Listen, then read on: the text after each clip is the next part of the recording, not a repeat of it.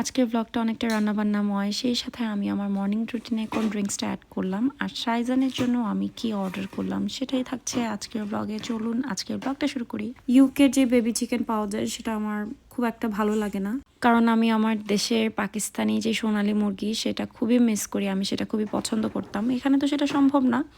তো এখানে আমার যেটা ভালো লাগে সেটা হচ্ছে হার্ড চিকেন, একদম গরুর মাংসের মতো আমি খুবই কষিয়ে কষিয়ে এভাবে রান্না করি হাতে মাখিয়ে।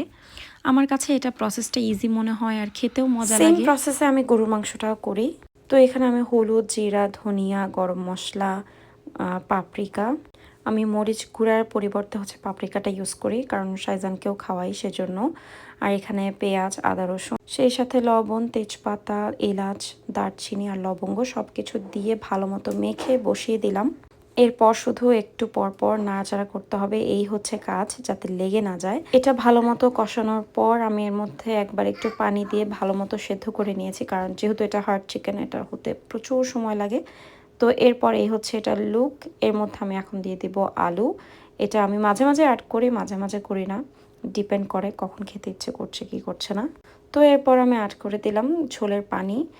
আর আলুটা সেদ্ধ হওয়া পর্যন্তই হচ্ছে আমি এটাকে কুক করব, তারপর এটা অফ করে দিব। আর এই হচ্ছে আমার চিকেনের ফাইনাল লুক। খুবই মজা, মানে যারা হচ্ছে খুবই প্রসেস করে রান্না করেন স্টেপ বাই স্টেপ, এভাবে একবার ট্রাই করে দেখবেন, অনেক মজা লাগে। তো শাইজানকে আমি খাওয়ানোর পর ভাবলাম এবার আমি একটু এনজয় করি খাবারটা। তো গরম গরম ভাত নিয়ে বসে পড়লাম, পাড়িয়ে চলে আসলাম কিচেনে। তো আমি অনেক দিন ধরেই ভাবছিলাম যে আমার মর্নিং রুটিনে হচ্ছে আমি একটা নতুন ড্রিঙ্ক অ্যাড করব। তো এখানে আমি অ্যাড করেছি গাজর, বিটরুট, আদা আর হচ্ছে আমলকি। কাঁচা হলুদ আমার হাতের কাছে ছিল না, থাকলে আমি সেটাও অ্যাড করে দিতাম। তো এই ড্রিঙ্কসটা আমি আইস কিউব করে রেখেছি, কারণ সবসময় তো বানানো সম্ভব না। জাস্ট একটা কিউব পানির মধ্যে দিলেই আমার ড্রিঙ্কস রেডি। এটা শরীরের জন্য, স্পেশালি স্কিনের জন্য অনেক ভালো। সেই সাথে শাইজানের জন্য বিটরুট দিয়ে একটা টিকে টাইপের বানিয়েছি।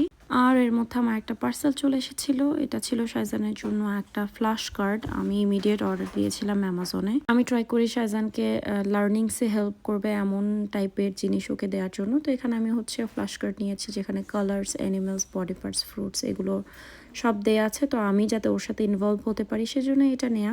বডি পার্টসের ফ্ল্যাশ কার্ড আমার আগে থেকে নেওয়া ছিল, বাট এখানে যেহেতু একটা প্যাকেজ ছিল, এটা বাদ দেওয়ার কোনো ওয়ে ছিল না, তো এই জন্য একসাথেই নিয়ে নিয়েছি। আর সেই সাথে আমার এখন নতুন জব বলা যায় শাইজানকে এই ফ্ল্যাশ কার্ডের প্রতি ইন্টারেস্টেড করানো। এটা এক প্রকার বলা যায় খুবই কঠিন কাজ, কারণ তার এই সব জিনিসের প্রতি কোনো ইন্টারেস্টেড নাই, তার সব ইন্টারেস্ট হচ্ছে খেলনা নিয়ে। তো আজকের ব্লগটা আমি এখানেই শেষ করছি, দেখা হবে নেক্সট কোনো ব্লগে। সবাই অনেক ভালো থাকবেন, সুস্থ থাকবেন, আল্লাহ হাফিজ।